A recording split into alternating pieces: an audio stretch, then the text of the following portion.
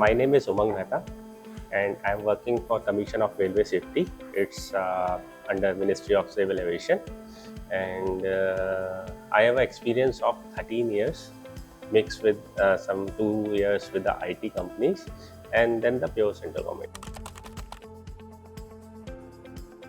Means through friends WhatsApp we got to know about this course, so we found it interesting and decided to learn.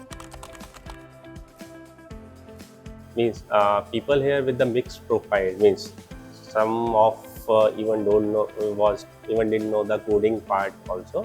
So it start with the basic, build up, and turn it to the complete AI course. Means it's a nice hands-on, get to know overall picture about what is AI, how we can code anything, approach a problem and get a solution.